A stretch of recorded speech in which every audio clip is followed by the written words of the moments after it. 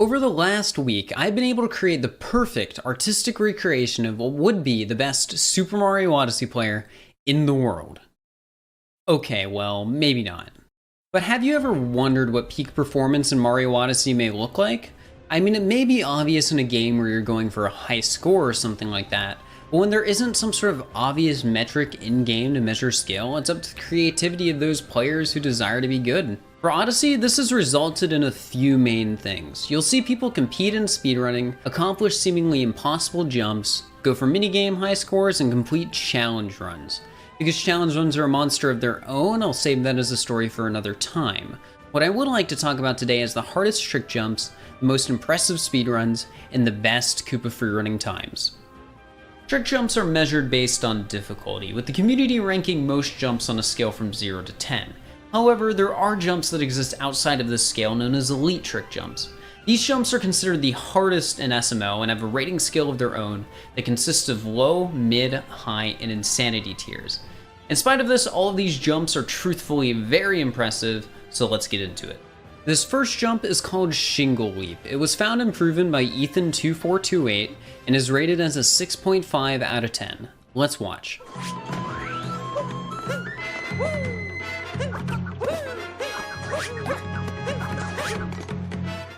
Now for a 6.5, that's already pretty impressive. And while I don't want to dwell on this trick for too long, there are a few things I want to point out. Firstly, you may have noticed that 8-Point traveled through the air at an angle instead of taking the jump straight on. This is because of a physics quirk in Super Mario Odyssey that most people call vectoring. Essentially, traveling through the air at an angle like that actually gives you some additional speed, probably because of a small developer oversight. You're actually going to be seeing this used a lot today, which is part of the reason we started at an easier jump. I use that term loosely though, because I'm not even sure I could pull off this jump. I think the hardest I've done is like maybe a 4, so yeah. Alright, well let's bump the difficulty up a bit to a 9 out of 10, with the only trick jump bold enough to have a name in all caps, God. Yes, the official name for the trick jump is God, in all caps, and I did in fact check both the elite trick jump and normal trick jump list, and it is the only one with the audacity to have an all caps name. There is this other trick jump called Metroid that almost dared to contest God, but gave up right at the... Wait, no, I swear when I wrote this script, the Metro part was in all caps. There is no way they changed this before I got actual footage. Or God may have struck them down. So this jump was found and proven by Ethan2428 and features this insanely hard jump up to the archway at the entrance of Tossed Arena Ruins. Let's break that down. These cap throws at the beginning aren't for show. Every third cap throw in a set actually can go out and return to Mario faster, which is why Ethan is able to stall so immediately in the air after Cappy returns to him. From there, it's just very concise and well-timed cap throws, followed by a tricky wall jump into an insanely tight dive. When it comes to trick jumps, this is probably one of the most famous out there, but it's not the hardest, so let's keep going. This next jump, Arena Detour, was proven by Awesome Agron and has a difficulty rating of 10 out of 10. Let's watch.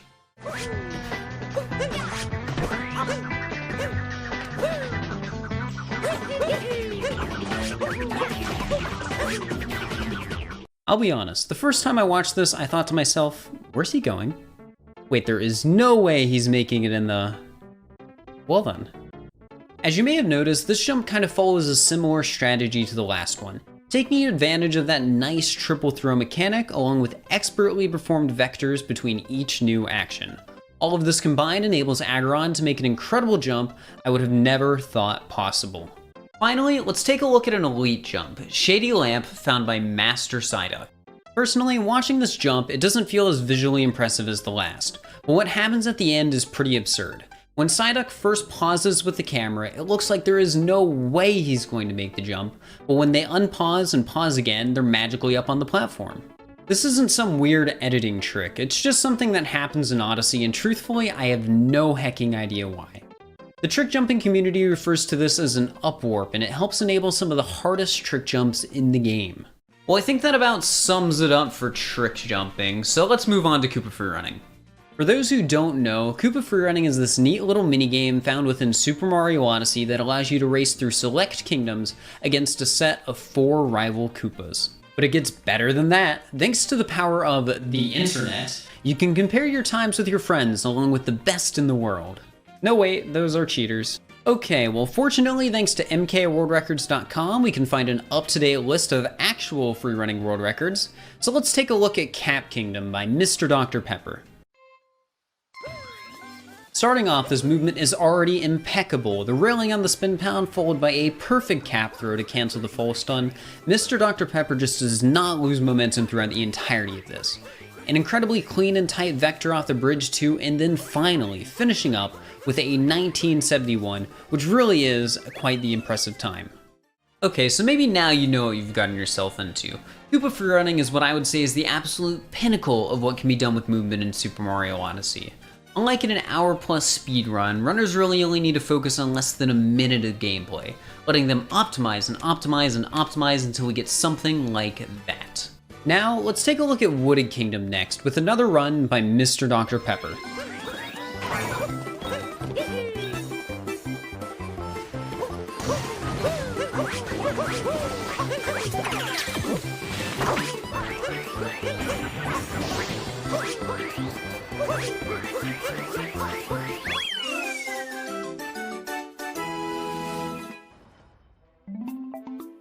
Now that was an impressive run, but something interesting you might have noticed is how when the runner captured the uproot, time actually froze. This is an intended mechanic and actually plays a big role in a lot of freerunning routes. Since the capture animation takes around a second, that's 1 second slower the run is going to be in real time. Because of this, in some races you can have 2 separate runs where one is faster in-game and the other is faster in real time. Finally, I want to share with you guys my personal favorite freerunning, Luncheon Kingdom by Buster Doggy. Every second of this run is just incredible. The mind-boggling start, the vault off the cliff, and captures abused to absolute perfection to get an astounding 9.43 time. Just wow, I will never get over how satisfying that is. Now that I've finished siphoning Mr. Dr. Pepper's power, let's move on to some good old-fashioned speedrunning before they notice. To keep things simple, we're going to be focusing on the IL, or individual level world record for a singular kingdom. Because it's got some neat stuff going on, while still being short, I decided we'd take a look at Tyrone's best Lake Kingdom. The kingdom starts out as you'd expect, with some clean movement from Tyrone. Speeding ahead, we come to this second moon, where he pulls off this incredible lake clip. Essentially, there's a very small gap at the corner of the wall that runners can slide into. From there, they can jump upwards, throw Cappy at the checkpoint, and head down to the chest moon found in the underwater maze. Normally these 2 moons wouldn't be viable, but Lake Clip fortunately changes that. From there, the rest is pretty straightforward. After grabbing the moon, it's some simple cheap movement into this slick roll cancel right at the end for our final moon. From there, it's a simple warp back to the Odyssey to finish the kingdom. And that's that. I hope you guys enjoyed the video and learned something new along the way. But before we go, I wanted to let everyone know that we have these cute little plushies available now on my merch store. Supply is currently limited to a bit over 100, and I don't see more getting made anytime soon, so if you're interested, well, act now. I hope you guys enjoyed the video, subscribe or whatever, I'll see you next time.